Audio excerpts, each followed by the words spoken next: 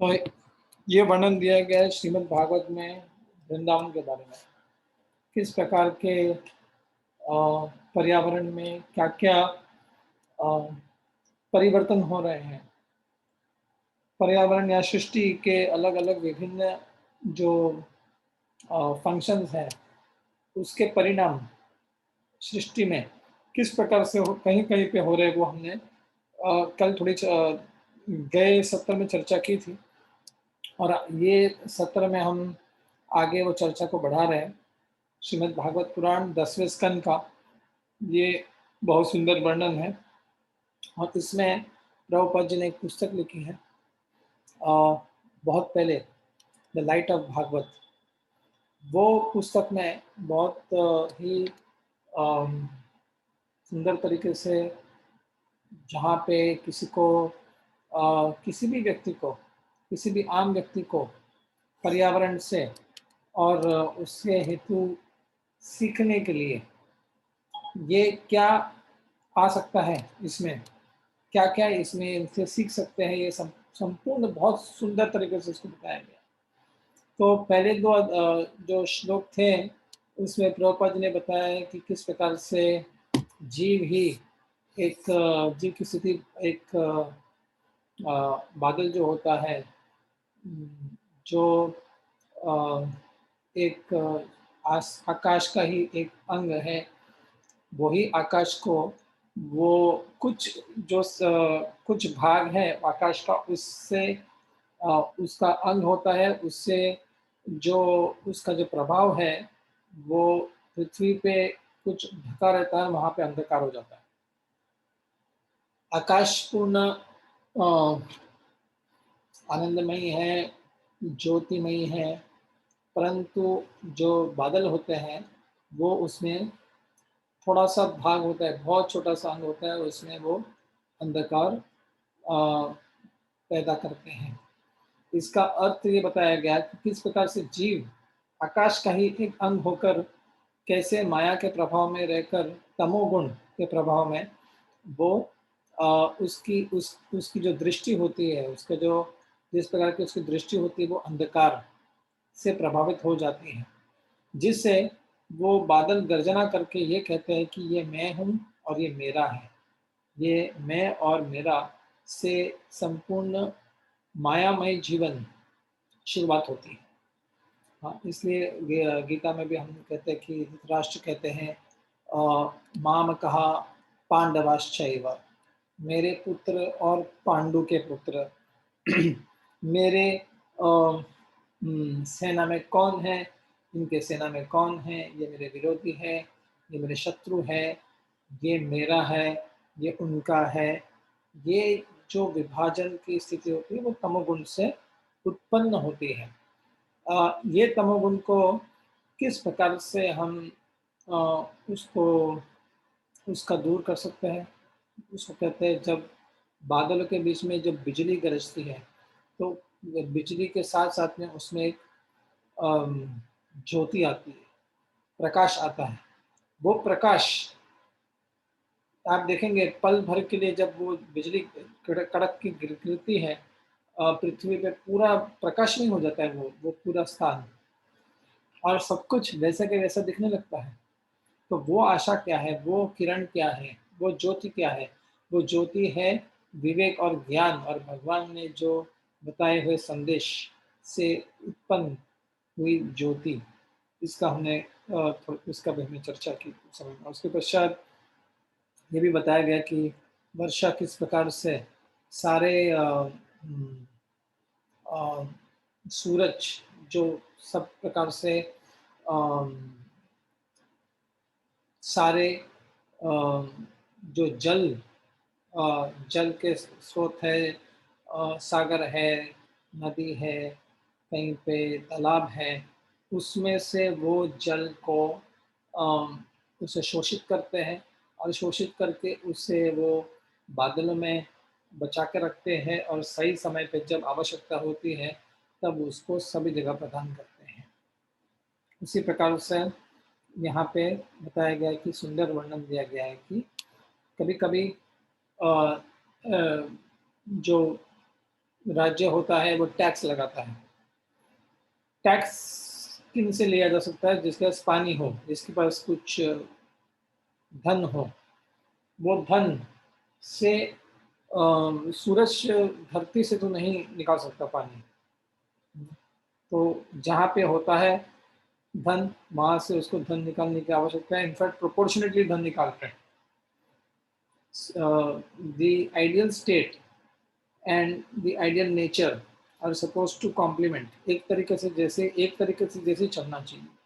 जिस प्रकार से पृथ्वी होती है, सृष्टि होती है, सृष्टि के नियम होते हैं, उसी प्रकार से उसे राज्य व्यवस्था में उसी प्रकार के नियम लागू होने चाहिए।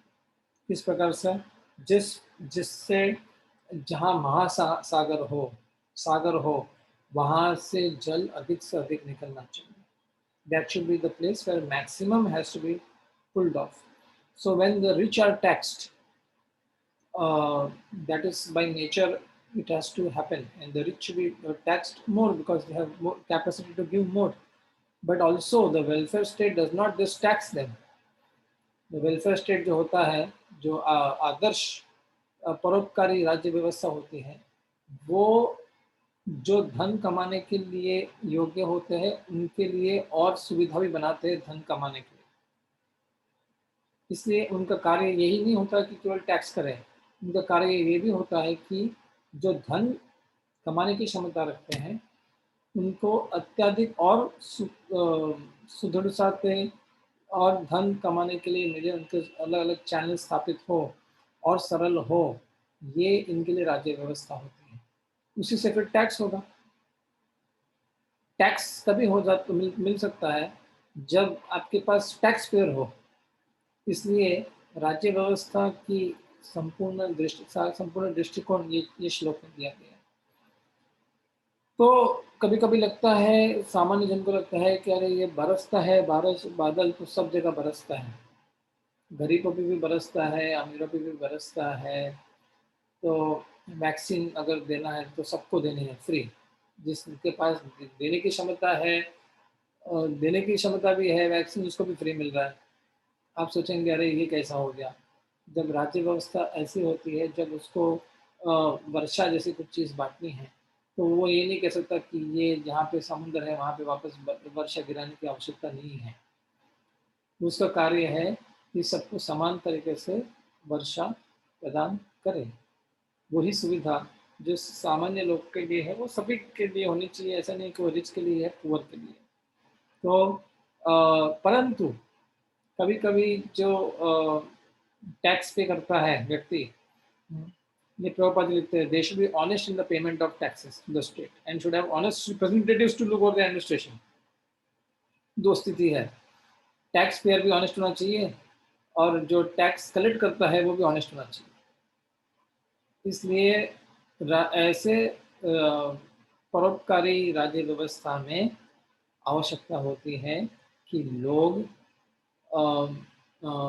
प्रामाणिक बने, लोगों में वो चरित्र हो जिसकी प्रामाणिक चरित्र हो, जिस प्रकार से वो अच्छी तरह से अपने जीवन को सारे नियमों के आधार पे जीने के लिए वो सक्षम हो। इसलिए जितना भी हो डेमोक्रेसी तभी अच्छी होगी चलेगी जब तक डेमोक्रेसी में रहने वाले लोग जो होंगे वो ऑनेस्ट और वो प्रामाणिक होंगे। इसलिए हमने कहा था कि इन एंशिएंट डेज पे पढ़ते थे, Kings were taught lessons in political philosophies. राजाओं को, क्षत्रियों को सिखाया जाता था अर्थशास्त्र, और सामान्य जनता को धर्मशास्त्र के बारे में उनको अच्छी तरह से सीख दी जाती है। क्यों? क्योंकि सामान्य जनता को आवश्यकता होती है कि वो बने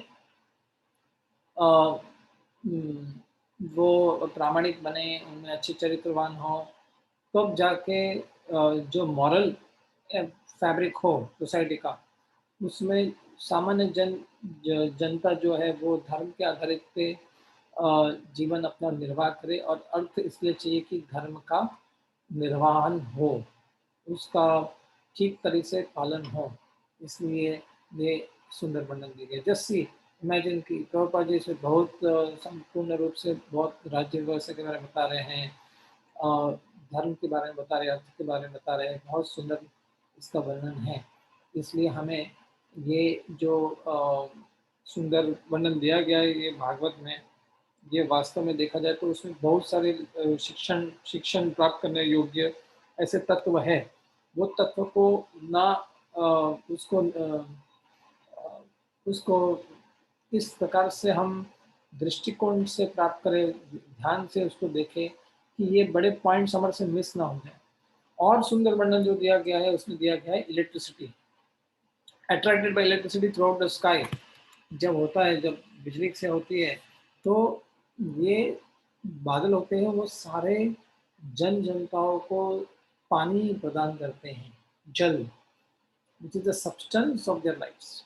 The clouds bestow upon the rain as the mercy of the Lord. क्या प्रभुपद उसकी तुलना करते हैं, बादलों को भगवान की कृपा से तुलना करते हैं, जिससे कि बादल जैसे वर्षा प्रदान करते हैं उसी प्रकार से भगवान की कृपा हर नीडी, एवरी नीडी पर्सन, जो व्यक्ति की आवश्यकता है वो आवश्यकता को पूर्ण करते हैं। ओम पूर्णमद पूर्णमिदं पूर्णात् पूर्णमुदच्यते पूर्णस्य पूर्णमादाय पूर्णमेवावशिष्यते। भगवान की सृष्टि संपूर्ण है, इट इज कंप्लीट।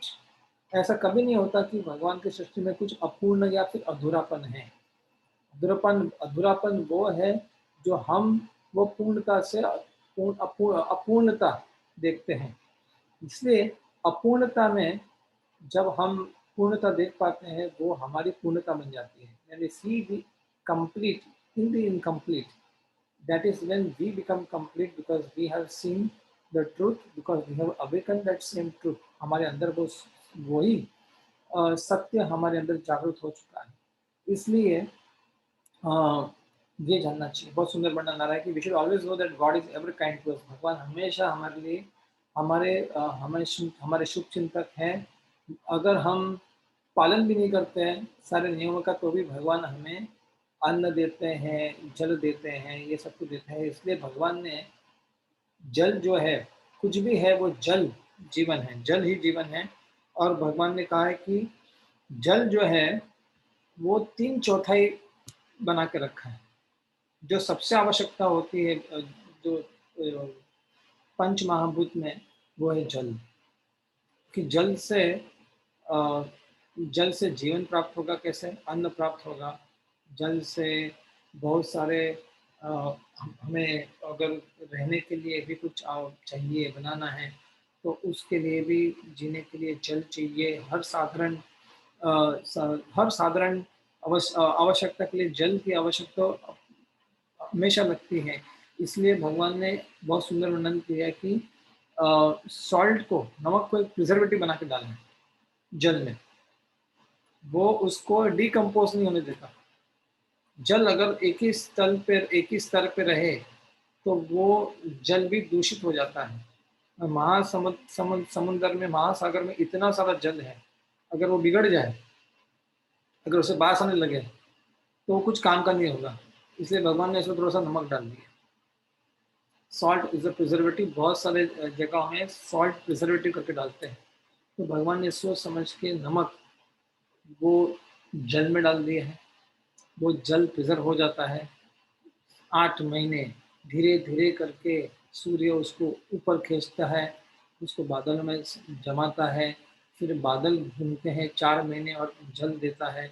सोचिए कितना प्रोसेस है। भगवान ने 8 महीने की तैयारी करके रखी है 4 महीने के लिए, जल से अन्न प्राप्त करने के लिए। और भगवान ने ऐसा भी नहीं किया कि सारा का सारा जल महासमुद्र में डाल दिया। आप बोलेंगे अरे बाप रे, बाद में आने के टाइम में अगर कुछ वर्षा काल के बाद जल चाहिए तो क्या करने का। तो वो जल नदियों से मिलता है। जल नदियों से कैसे मिलता है? जल वो नदियों से मिलता है जिसका उगम स्थान हिमालय में है, इन पर्वतों में है। वहां का थोड़ा जल उन्होंने आइस करके रखा है प्रिजर्वेशन में। कुछ जल रखा है सॉल्ट प्रिजर्वेशन में और कुछ रखा है आइस प्रिजर्वेशन में। जैसे ही वो समय समाप्त होगा और तुरंत थोड़ा थोड़ा करके वो जल वहां से मेल्ट होगा, वो जल से फिर वापस शुरुआत हो जाती है जल वापस नदियों में प्रवाह होने के लिए। इसलिए हमारी सारी संस्कृति को कहा जाता था कि गंगा संस्कृति, यमुना की संस्कृति, सरस्वती की संस्कृति, हमारी सभ्यता को जल के साथ जोड़ा गया है। जब जल समाप्त हो चुका है, वहाँ पे हमारी संस्कृति भी समाप्त हो चुकी है। जब सरस्वती नदी लुप्त हो गई, तब वो सारी जो संस्कृति थी वहाँ पे, जो आप देखते हैं Mohenjodaro, Harappan civilisation, Saraswati, Indus valley, जो घग्गर नदी के तट पे होने वाले सारे साइट्स, ये सारे समाप्त हो चुके हैं, सारे समाप्त हो चुके हैं। इसलिए भगवान के जो नियम हैं, ना ही वो अंधे हैं, ना ही वो एक्सीडेंटल है, हो गया करके, परंतु उसके पीछे बहुत सारे विवेक का उसके ऊपर छुपा हुआ है।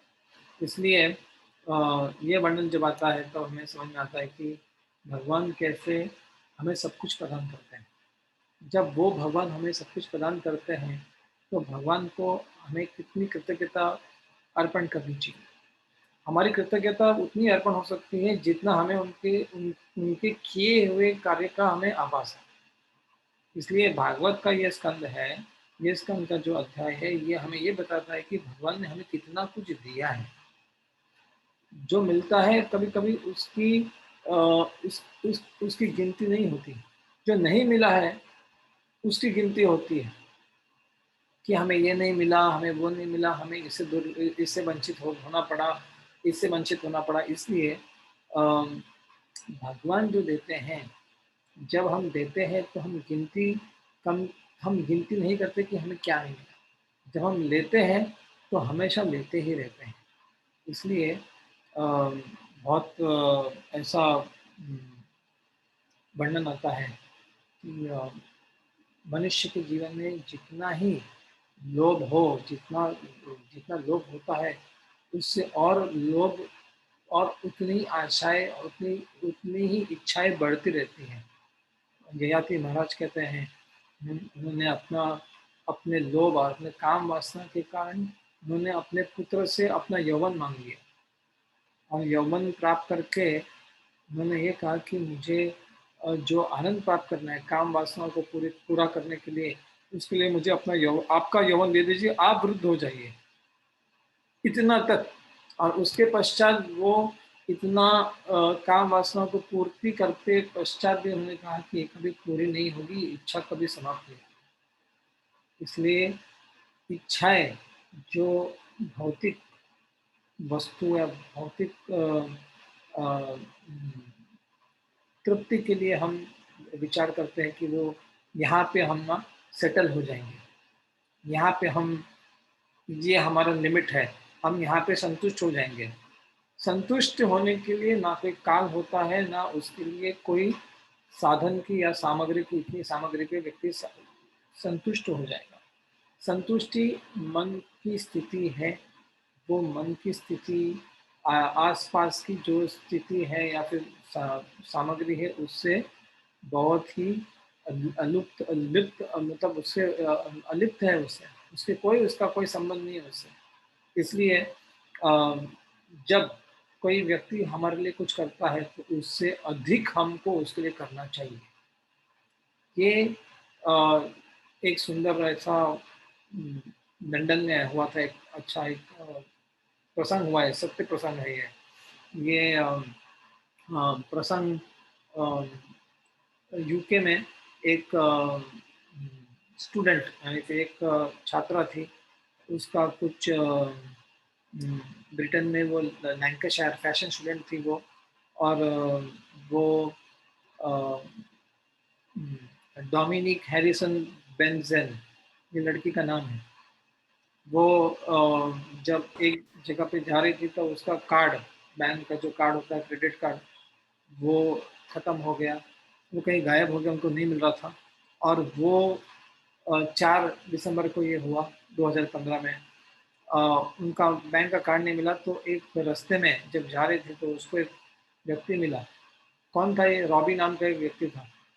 वो खुद बेघर था, खुद रास्ते पे रह रहा था वो, लेकिन उसने देखा कि यार ये बहुत तकलीफ में है। तो ये लड़की को उसने अपने 22 साल की लड़की थी ये रॉबी ने, उसको अपने सारे जो पैसे थे, छुट्टे पैसे थे, तो 3 पाउंड मिलाकर सारे छुट्टे पैसे उसके पास जो भी थे सब उसको दे दिए और उसको कहा कि इससे आप टैक्सी में जाइए और वहाँ कहीं आस-पास में जाके अपना आप पहुँच जाइए और अपना आप जो भी है बैंक का जो भी पैसा चाहिए आपको जो चाहिए आप घर पहुँच सकते हो। वो घर नहीं पहुँच पाने वाली थी, उसके पास कुछ नहीं था, रास्ते में थी वो, अकेली थी वो। ये वास्तव में देखा जाए तो अ, भारत में ऐसा कभी हो ही नहीं सकता कि अ, टैक्सी वाले को ही बोल देंगे कि तू घर पे छोड़ दे, वहीं से पैसा आप सोचिए कितनी कॉमन सेंस की बात है। अगर आपके पास पैसा नहीं है, आपको घर जाना है, कहीं पे भी हो आप, तो और आप क्या करोगे? चलो भैया वहाँ ले लो और जहाँ पहुँचेंगे वहाँ से आप पैसा ले लोगे। सरल सी बात है, इसमें कोई बड़ा रॉकेट साइंस नहीं है। तो ये विदेश की स्थिति है कि चलो वहाँ पे टैक्सी वाला भी आपको कुछ मदद नहीं कर सकता है, ऐसा होना ही है, इसलिए वो सोच रहे थे मैं घर कैसे जाऊँ? तो या फिर पता नहीं घर में जाके क्या होगा, घर पे क्या होगा या पता नहीं क्या है, तो उसने इस व्यक्ति ने 3 अ, पाउंड इसको दे दिए। ये इतनी प्रसन्न हो गई ये व्यक्ति से क्योंकि ये खुद बेघर और ये बेघर होने के पश्चात इसने अपने सारे पैसे इसको दे दिए। तो इसने सोचा कि मैं इस ये जो व्यक्ति है जिसने मेरी इतनी मदद की, मैं उसको बेघर होने नहीं दूँगी। उसने एक फंड रेज़िंग ड्राइव शुरू किया कि सब लोग इसके लिए 3 पाउंड जमा करें। इसने मुझे मदद की 3 पाउंड को मतलब ये व्यक्ति इतना मददगार है, ये व्यक्ति को मद तो उसने शुरू किया तो ऐसा हो गया कि सारे के सारे उसके जो अम, ये थे फंड रेज़िंग ड्राइव में वो पूरा सर्वर ही फुल हो गया और कोई एंट्री नहीं कर पा रहा था, इतने लोगों का सपोर्ट आ गया। उसने 45,000 पाउंड्स ये व्यक्ति के लिए जमा किए और ये व्यक्ति को 45,000 पाउंड्स के पश्चात उसके उसके पास एक घर लिया, उसके लिए 1 महीने का भाड़ा दिया, उसको एक फर्नीचर शॉप दिला के दिया और और सारा फर्नीचर लगा के दे दिया। 45,000 पाउंड्स में उसकी सारा जो जीवन था, वो उसने सेट कर दिया। ये लड़की में इतनी कृतज्ञता थी कि उसको 3 पाउंड किसी ने दिए। 3 पाउंड का महत्व क्या था? उस समय पे 3 पाउंड बहुत महत्वपूर्ण है। 3 पाउंड क्या होता है? कुछ नहीं होता वो। भारत के अगर उनके करेंसी में जाकर तो 3 पाउंड बहुत कम है, 30 रुपए है, 40 रुपए के जैसा हम जो 30-40 रुपए गिनते हैं वैसा वहाँ पे 30-40 रुपए का वो उसकी वैल्यू है। उसके बदले में उसको 45,000 उसके लिए रेज़ किया। तो आप ये सोच सकते हैं कि भगवान हमारे लिए कितना कुछ करते हैं, छोटे-छोटे चीज़ जो बहुत महत्वपूर्ण है। आज ऑक्सीजन के लिए लोग तड़प रहे हैं जगह-जगह पे। क्यों? क्या ऑक्सीजन बाहर कम हो चुका है? शरीर की क्षमता बाहर से ग्रहण करने की जो ऑक्सीजन है, जो श्वास है, वो लेने की क्षमता कम हो चुकी है। इसलिए हम इतना ऑक्सीजन होने के पश्चात भी हम ले नहीं पाते। इसका अर्थ ये हो गया, हम जब तक हमारी क्षमता नहीं रखेंगे कृतज्ञता बनने की, तब तक भगवान जो कुछ कर रहे हैं इतना कुछ वो हमको समझ में भी नहीं आएगा कि भगवान क्या-क्या कर रहे हैं हमारे लिए। और उससे कृतज्ञ होके कुछ करना, तो आगे की बात होती है। परंतु वही समझना कि वो ऑक्सीजन या फिर वो जल या फिर वो वायु, ये भूमि, ये भोजन, ये अन्न, ये सब कुछ भगवान से मिला है, तो व्यक्ति कभी भी अन्न का अपमान या फिर कुछ कोई भी पंच तत्व का अपमान नहीं कर पाएगा। और अपमान तो दूर की बात, वो उसको बहुत अप महत्वपूर्ण संपत्ति करके उसको उसकी पूजा करेगा।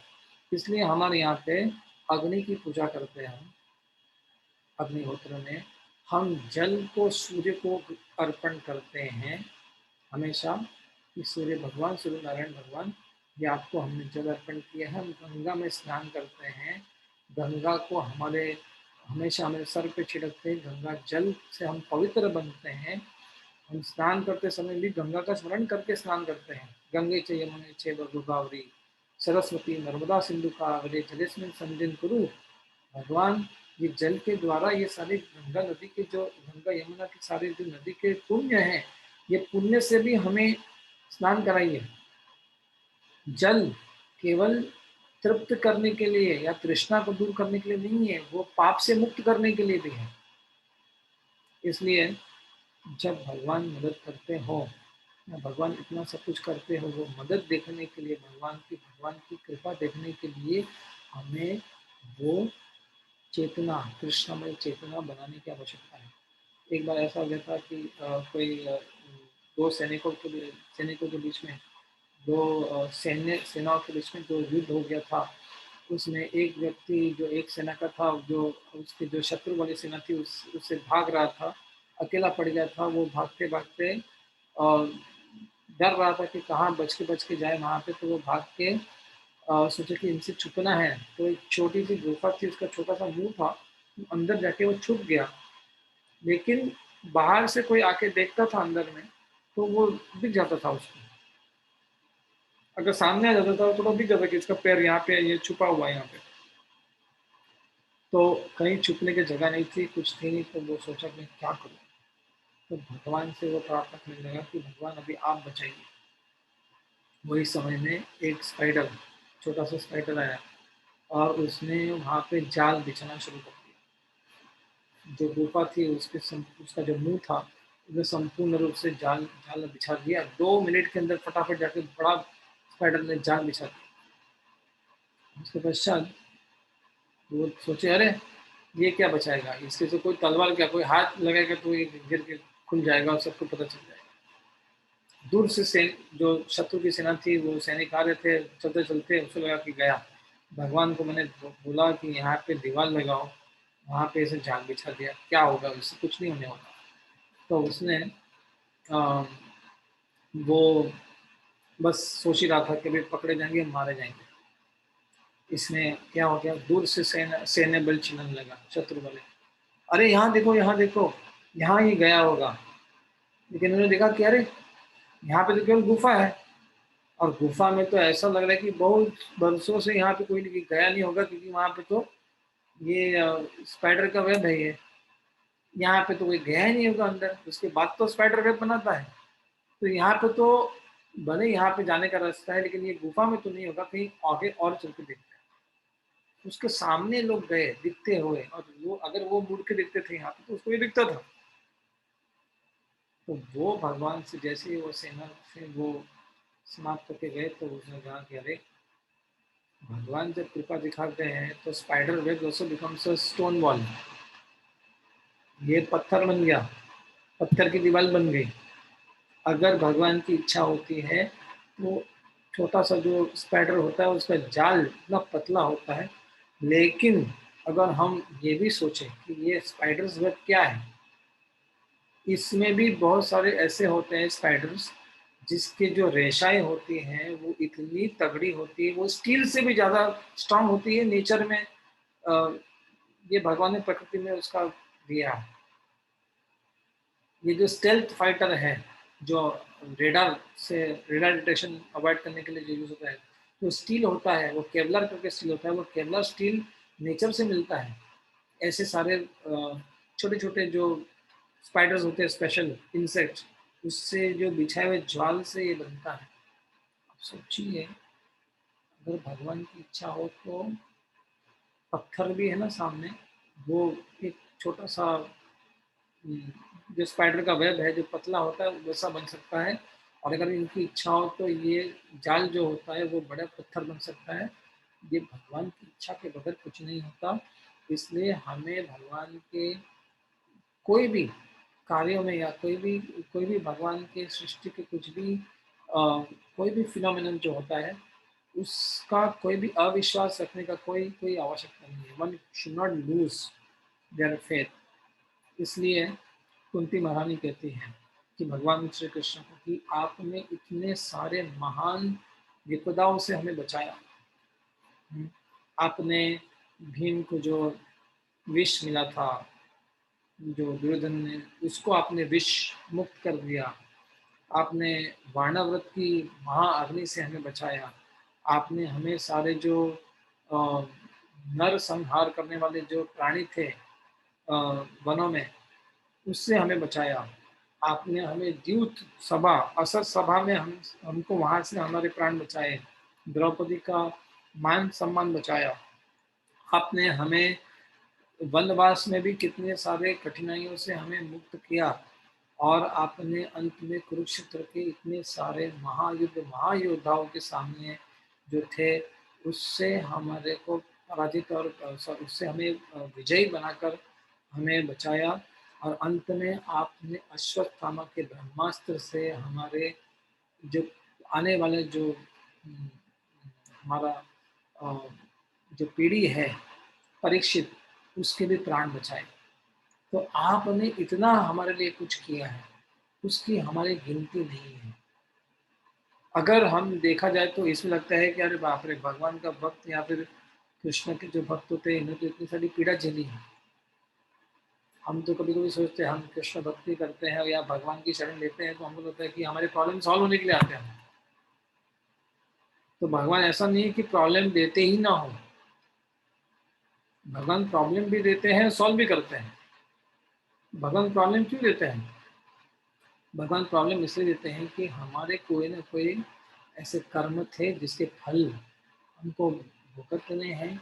वो भुगतने के लिए हमें वो कर्म प्राप्त करनी है। परंतु अगर भक्ति करते हैं, अगर हम इस प्रकार से भगवान की आराधना करते हैं, समझकर, बुधा भाव समन्विता, केवल भाव से नहीं चलेगा, बुद्धि से समझकर भाव को अप्लाई करना है।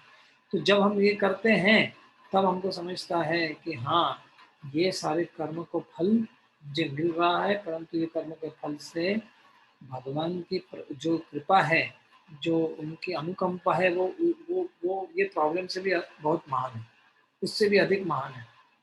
और इसको ही हम नमन करके हम जीते तो हमारे प्रॉब्लम बहुत छोटे हो जाते हैं, उसका सोल्यूशन जो होती है, वो जो कृपा होती है, वो बहुत बहुत बड़ी हो जाती है। इसलिए हमेशा हमारे को मदद करने वाले कौन होते हैं? हमको मदद करने वाले वही होते हैं जो भगवान की कृपा से हमें अवगत कराते हैं, या भगवान की कृपा हमें जो अवगत कराती है वही हमारे लिए शक्ति है। इसलिए कभी कभी एक बार राजा के पास एक कथा है, और एक कभी कभी सोचते हैं हमको मदद करने वाला कौन है। दिखने वाला तो सामने दिखता नहीं है, मदद करने वाला दूसरा कोई और रहता है। भगवान कैसे दिखेंगे उसमें? एक बार एक प्रांत में एक राजा था, बहुत कुछ अच्छा कुछ करता था। तो दो अ, भिक्षुक थे, उसके पास आए थे। एक युवक था और एक वृद्ध स्त्री थी। और जब हमेशा उसको कोई देते थे, तो ये राजा ने पूछा आज कि हु प्रोवाइड्स, कौन आपको सब कुछ आपके लिए संभव करा के देता है, कौन आपको सब कुछ प्रदान करता है? तो उसने कहा कि अरे, जो युवक था उसने कहा कि वो प्रोवाइड्स, किंग प्रोवाइड्स, राजा होता है वो। आप मुझे तो सामने साफ ही दिख रहा है। तो वो गुरदस्ती ने कहा कि आपको क्या लगता है कि हु प्रोवाइड्स? उसने कहा कि गॉड प्रोवाइड्स, भगवान देता है सब कुछ। राजा के सामने कहना कि नहीं नहीं, आप नहीं, भगवान देते सब कुछ। तो कभी कभी ऐसा होता है कि राजा को ऐसा भी कह सकते हैं, राजा अब भगवान के थ्रू या आपके थ्रू भगवान देते हैं हमको, ऐसा भी कह सकते हैं। लेकिन उसने कहा नहीं, भगवान देते हैं। तो राजा ने कहा कि चलो उसको थोड़ा सबक सिखाते हैं। उसको कहा कि एक जो अच्छा सा गली थी, ऐसी अच्छी एक नगरी थी, वो नगरी में से बहुत सारे रास्ते थे, वो रास्ते पे जाने को कहा। दोनों पहले युवक को जाने को कहा, देखने के लिए कि युवक किस प्रकार से अच्छी तरह से उसको अ,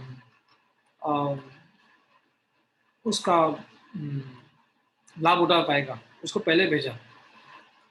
युवक देखते कि हाँ, ऊपर ऊपर देख रहा था और सब कुछ अच्छा दिख रहा था उसको सब कुछ, और वो चल के वापस आ गया। जो वृद्ध स्त्री थी उसको वापस भेजा गया, पीछे भेजा उसे। और उसके पश्चात जब वो गई तो वो नीचे नीचे देख के जा रही थी। उसका थोड़ा सा कमर में हंच जो था, उसके कमर में नीचे ऐसे लाठी पकड़ के नीचे चल रही थी, तो उसको नीचे रास्ते के बीचों बीच उसको दिखाई दिया एक वेलवेट पाउच था कपड़े का, उसके अंदर सोने के सिक्के थे। उसने उठाए और भगवान को उससे कहा कि बहुत बहुत धन्यवाद, आज आपने हमारे लिए कुछ दे दिया, और वो प्रसन्न होकर चली गई। राजा ने पूछा दोनों को, कुछ हुआ आपको प्राप्त हुआ? युवक ने कहा कि बहुत अच्छा लगा, आपका जो था वो स्थान बहुत अच्छे से आपने उसको सुशोभित करके रखा था। और ये स्त्री ने कहा कि भगवान ने उनको एक सोने के सारे सिक्के थे, उसके भगवान ने अरेंज उसको सुविधा करके दी, प्रसन्न हो गया उससे। फिर राजा को लगा कि इसको हमेशा कुछ न मैं देता हूँ तो उसको लगता है कि भगवान देता है, तो ये कैसे हो सकता है? तो राजा ने कहा कि चलो अभी युवक को ही हम कुछ दे देते हैं, अच्छा गिफ्ट, देखते हैं कि उसको भगवान कैसे देते हैं। उसको भगवान नहीं दे पाएंगे। तो उसने उसको ये बड़ा एक भोपला था, उसके अंदर बहुत सारे सोने के सिक्के अंदर भर के रखे थे अंदर, और उसको दिया कि ये लो और तुम संतुष्ट होकर जाओ। तो ये युवक था, उसे कहा कि मैं भोपले का क्या करूँगा, मेरे पास तो बहुत कुछ है खाने को। उसने एक व्यापारी को दे दिया। उसने व्यापारी ने कहा कि ये बड़ा भोपला है, उसे ये वृद्ध स्त्री वहां पे चल रही जा रही थी जहां से ये जा रहे थे। उसने कहा कि अरे ये स्त्री इसके योग्य है, ये कुछ खा के बना के इसको पका लेगी उसको। तो उसने जो भोपला था, उसका जो कद्दू था, वो उसको दे दिया। तो ये स्त्री अंदर जाके खोली तो उसको देखा कि वापस सोने के सिक्के नहीं है उसको। तो उसने कहा कि भगवान जब छप्पर फाड़ के दे रहे तो वो देते ही जाते हैं। तब जाके राजा को समझ में आ गया कि वास्तव में हम केवल एक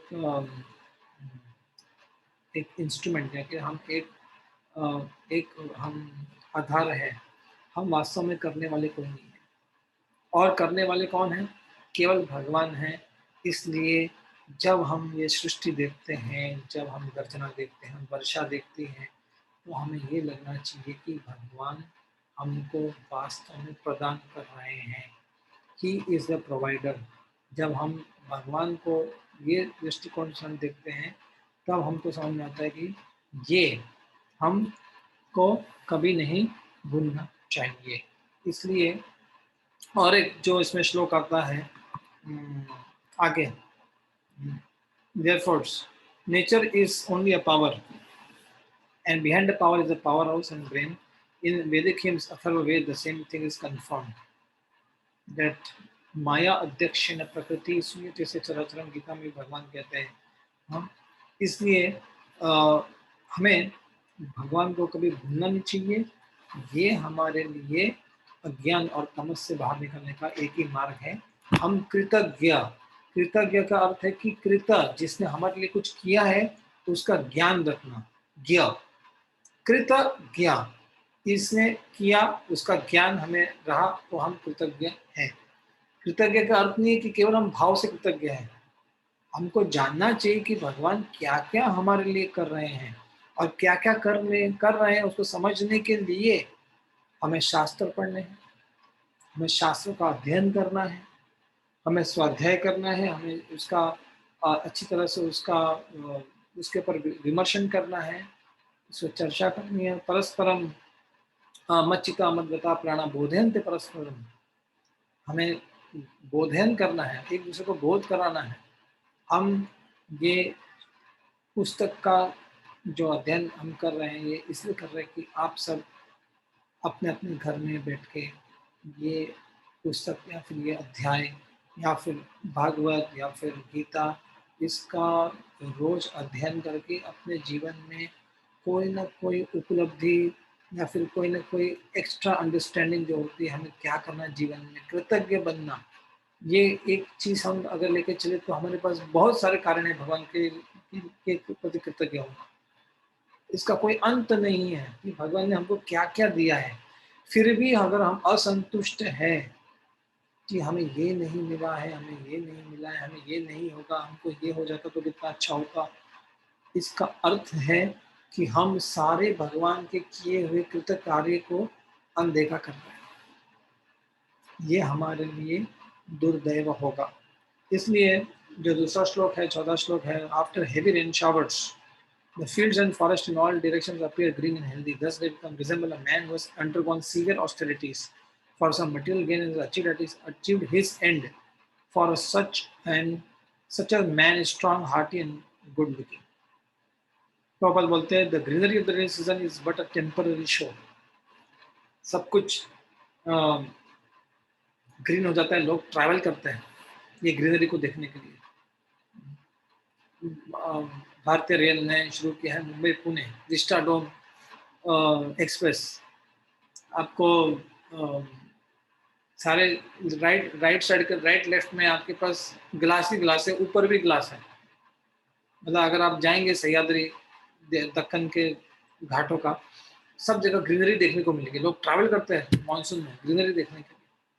क्यों? क्योंकि उसके बाद में ग्रीनरी दिखती नहीं, वही हरियाली वापस दिखती नहीं। तो प्रभुपाद जी कितना अच्छा उसको कनेक्ट कर रहे हैं। ये भागवत में भी लिखा गया है कि भागवत का ही ये एनालॉजी है।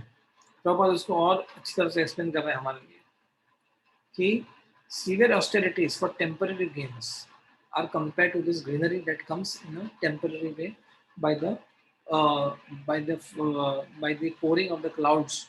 Oh, sorry, by the pouring of the rain on the earth. Severe austerities, परंतु वो टेम्पररी होता है, वो बहुत ही क्षणिक होता है। ये इसके ऊपर बहुत सुंदर वर्णन है। अगर मैं भी शुरुआत करूंगा तो इसका अंत हमारे समय के सीमा के परे चला जाएगा, परंतु ये इसका जो श्लोक है उसका अर्थ समझा देते हैं।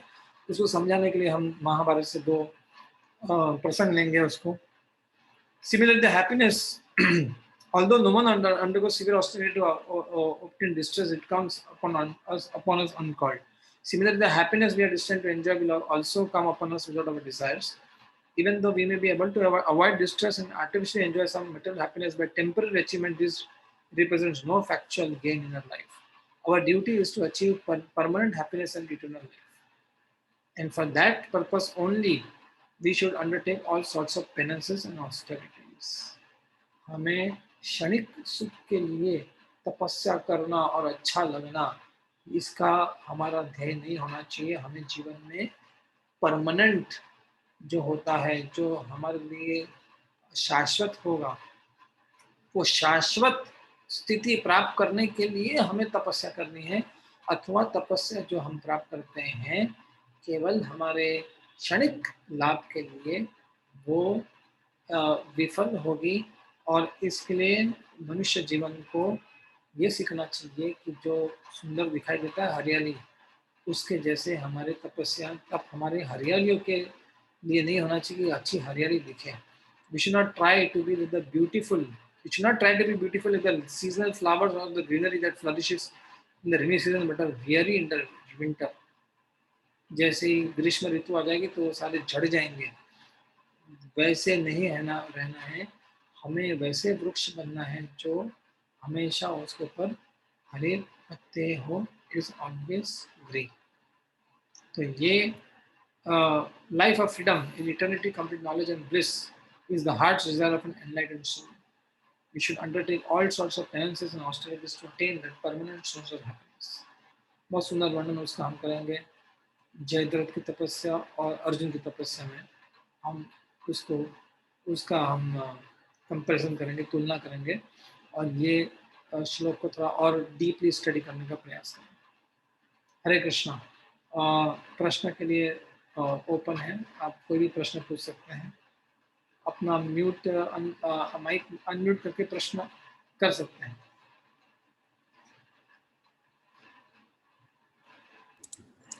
प्रभु जी, कृतज्ञता इधर आज का बहुत सारा एम्फसिस था कि भगवान के प्रति हमें कृतज्ञ होना है, लेकिन अब हमारे संपर्क में ऐसे बहुत सारे व्यक्ति आते हैं जो हमें फेवरेबल चीजें करते हैं बहुत सारे, तो उनके प्रति भी हमें कृतज्ञ होना चाहिए इन जनरल, जैसे आपने एग्जांपल दिया था वगैरह। हमें कृतज्ञ हर व्यक्ति के प्रति होना चाहिए, हर स्थिति के प्रति होना चाहिए। कृतज्ञता केवल भगवान के लिए ही नहीं, ये कृतज्ञता एक हमारी चेतना की स्थिति है।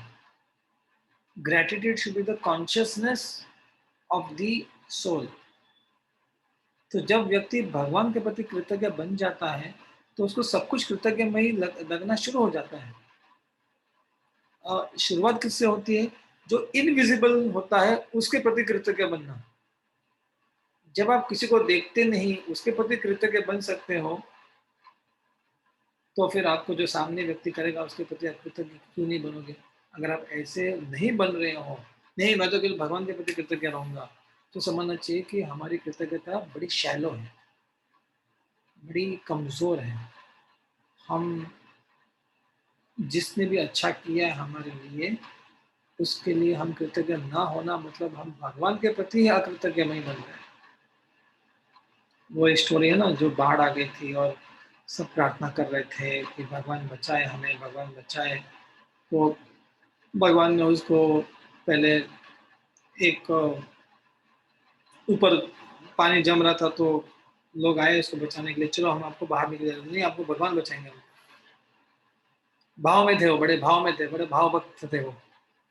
तो उसने कहा कि नहीं भगवान बचाएंगे। तो उन्होंने, बाढ़ का लेवल बढ़ गया, तो उसके बाद में एक बोट आई। बोट में कुछ लोग ने कहा चलो हम आपको बाहर निकालते, नहीं नहीं नहीं मैं भगवान के लिए वेट कर रहा हूँ, भगवान मुझे संरक्षण देंगे डायरेक्टली। उसके बाद वो डूब रहे थे तो हेलीकॉप्टर आया वहां पे, उसने सीढ़ी फेंकी, वो भी नहीं ली उसने, डूब गया वो। स्वर्ग में गया, भगवान को पूछा वहां पे, आपने ऐसा क्यों किया? मैं डूब गया, मैं तो आपके प्रति श्रद्धालु था, आपका भक्त था मैं, आप मुझे बचाने क्यों नहीं आए? तो उसने कहा कि मैंने बचाने के पहले जीप को भेजा, फिर बाद में बोट को भेजा, फिर मैंने हेलीकॉप्टर को भेजा, आप मेरी मदद को देख नहीं पाए। आपको चाहिए था कि मैं स्वयं गरुड़ पे आऊं और आपको लेने आऊं। तो आपको ये सोचना चाहिए कि हम कलयुग में जी रहे हैं, ये सत्य की कथा है, और सत्य के कैरेक्टर्स जैसे हमारे अंदर कोई लक्षण नहीं है।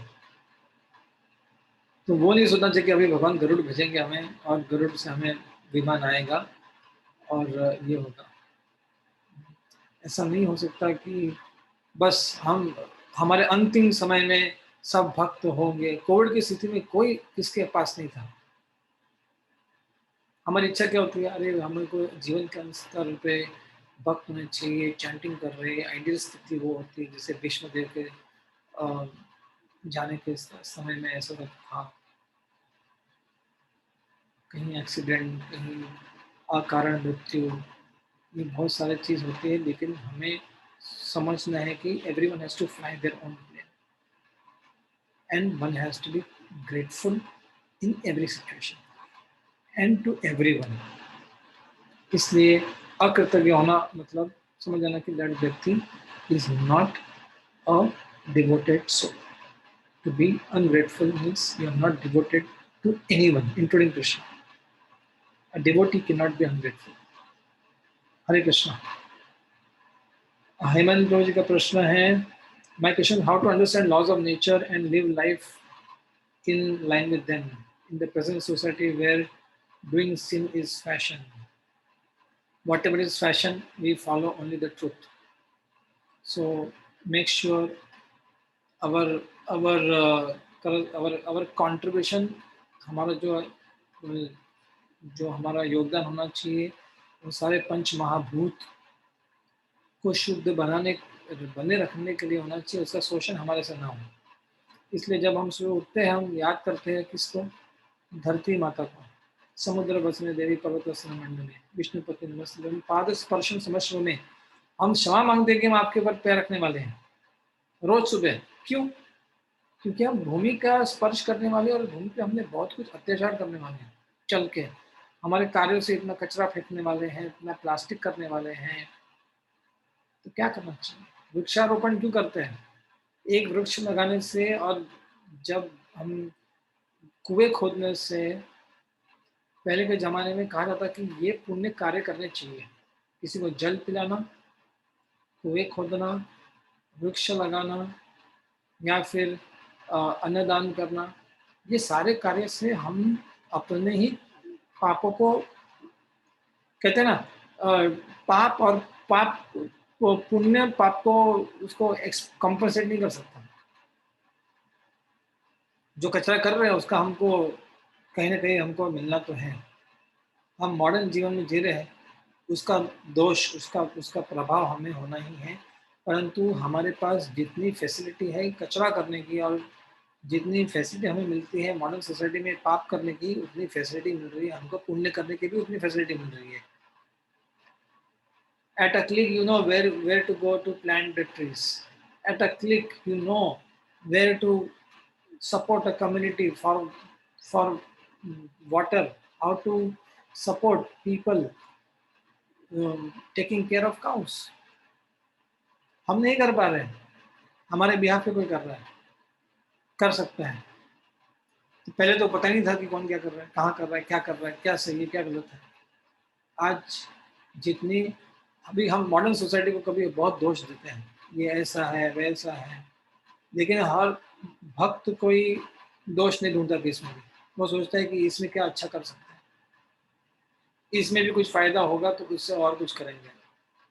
तो अगर प्रभुपाद जी को मिल गया एयरप्लेन, तो वो बहुत हाई स्पीड से ट्रैवल कर रहे थे ज़्यादा प्रचार करने के लिए। अगर उनको टाइप राइटर मिला था, उसके बाद में प्रिंटर मिल गया, उसके बाद में हमारे पास प्रिंटिंग मशीन्स आ गई, फास्ट हो गया। तो आजकल तो लोग सोचिए, आज मैं किताबें नहीं पढ़ रहा हूँ, मैं तो सॉफ्ट कॉपी की किताब पढ़ रहा हूँ।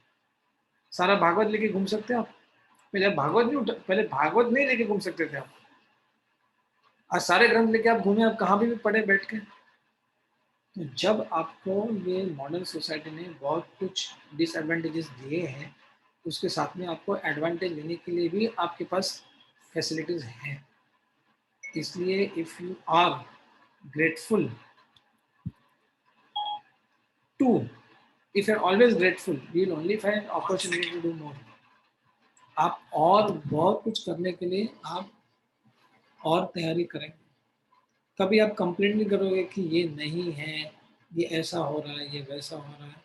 A devotee never blames nor complains. A devotee who blames and complains is a devotee who wants to find excuse for one's own shortcomings. There is no question of blaming, complaining, and being ungrateful. There should be only gratitude, opportunities, and more advantages to be taken in these times or whatever times. कल ये भी नहीं मिला हमको, तो उसमें भी हम भक्ति करेंगे और अधिक ही करेंगे। अकाम सर्व काम हुआ मोक्ष काम उदारधि तीव्रेण भक्ति योगेन यजेत पुरुषात् परम्. One can only increase one's devotional service with attitudes of gratitude. हरे कृष्ण। हेमंत प्रभु। हरे कृष्ण प्रभु जी। हाँ माता जी। प्रभु जी ऐसे बोलते कि हम अगर हमने कोई पाप किया, पाप तो करते ही है सब लोग जाने अनजाने में, तो उसका प्रायश्चित भी हमें तुरंत करना चाहिए। अगर बड़ा पाप किया तो उसका बड़ा, और जैसे पाप कर्म करते हैं वैसे, लेकिन उसका प्रायश्चित हमें क्या करना चाहिए? जैसे मैंने सुना था कि हम लोग जैसे गर्म पानी रहता है तो वो भी जाता है, तो उसमें भी कौन से कीटाणु मरते, रास्ते में चलते तो भी है, लेकिन तो उसका हम प्रायश्चित कैसे करें ऐसे? हमें प्रायश्चित करना है अग्नि में अपना अपनी ये प्रायश्चित की अग्नि बोलते हैं इसको, प्रायश्चित का होम। तो एक तो होता है हम यज्ञ करते हैं, दूसरा जो कुछ हम दूषित करते हैं उसी को हम, या जो भी कुछ शोषित करते हैं उसको, उसके लिए उसका भी उद्धार करने के लिए अलग से प्रयास करना चाहिए। तो आप घर में रोज भगवान का नाम लेते समय ध्यान रखते हुए कि हमारे से क्या नहीं हो सकता है, क्या अवॉइड कर सकते हैं, वो हम प्रयास करने चाहिए। दूसरा, सुबह या शाम को संध्या काल में सूर्य जब उदय होता है और सूर्यास्त होता है, तब अग्निहोत्र कर सकते हैं। ये केवल 5 मिनट के लिए बस। जब जैसे ही सूर्योदय होता है 6 बजे के हर समय देखना चाहिए, वहाँ पे हम आहुति देते हैं 3 बार। मंत्र बोल के हरे कृष्ण महामंत्र जप कीजिए, आप महामृत्युंजय का जप करके कीजिए, आप और नरसिम्हा का के मंत्र करके जप कीजिए, लेकिन 3 बार करके ओम सूर्याय स्वाहा सुबह, और संध्या काल में ओम अग्नय स्वाहा, ये 3 मंत्र बोल के आपको चावल जो पूरा चावल जो जो अक्खा चावल बोलते हैं, यानी कि विद दी अनपॉलिश्ड चावल जो होता है विद कवर, उसको घी के साथ में और ब्लैक तिल, इसको मिक्स करके आप अग्नि में गोबर के कंडे रख के आप थोड़ा सा जलाइए उसको और उसमें आहुति दीजिए। इससे ये होगा कि आप अपने घर में ही वातावरण शुद्ध करते होंगे। इसलिए आपको घर में वातावरण शुद्ध रहे, बने, उसके लिए आपको, और घर में वैसी चेतना लोगों के आसपास में भी वैसे जागृत हो, ये आपको बहुत फल देगा। ये कार्य हम कर सकते हैं। और ओकेजनली आप जैसे अभी समय है वृक्षारोपण करने का, कहीं आप वृक्षारोपण कीजिए। जहाँ कहाँ आप किसी को अन्नदान दे सकते हैं, व्यक्ति को जो योग्य है उसको आप अन्नदान कीजिए। भूमि की सेवा करने के लिए आप किसी किसान को मदद कीजिए। अगर उससे आप डायरेक्टली कुछ दे सकते हो, उसको कुछ दे सकते हो, तो एक किसान के परिवार को आप सपोर्ट कीजिए जो भूमि की सेवा कर रहा है। तो ऐसे कार्य करने के लिए हमें कुछ ढूंढना पड़ेगा। ऐसे हमारे पास कोई ऐसा ऐप नहीं आएगा कि अच्छा मेरा ये पाप के लिए कौन सा पुण्य करना चाहिए। ये इतना सिंपल नहीं हो गया है आजकल। वैसे भी हो जाएगा कुछ समय के बाद में कि आपने ये पाप किया तो ये पुण्य का बटन प्रेस कीजिए, आपके पास वो सुविधा आ जाएगी। लेकिन हम इतने भी लेजी ना बन जाए। हम ढूंढे क्या क्या हम कर सकते हैं, और जो हम अवॉइड कर सकते हैं उसको अवॉइड करना चाहिए। एडली जो हमको पता है जो हम नहीं करना चाहिए उसको हम अवॉइड कर सकते हैं। घर में अग्निहोत्र करना चाहिए, पंच महायज्ञ करना चाहिए, पितरों के लिए यज्ञ करना चाहिए, श्राद्ध करना चाहिए। और बोलते हैं ना वो बर्ड फीडर होना चाहिए। आप पक्षियों को, कुत्तों को, और जो भी आसपास से प्राणी है उनको थोड़ा सी रोटी खिलानी चाहिए। ये सब करना चाहिए। सूर्य को जल देना चाहिए सुबह उठकर। ये सारे नित्य कर्म में बताए गए हैं शास्त्र में। यही सारे पापों को का प्रायश्चित के लिए बताया गया। पंच महायज्ञ बोलते हैं उसको। हरे कृष्ण। हरे कृष्णा। थैंक यू प्रभु जी। हरे कृष्ण। धन्यवाद सबका। आज समय इधर ही अंत करते हैं।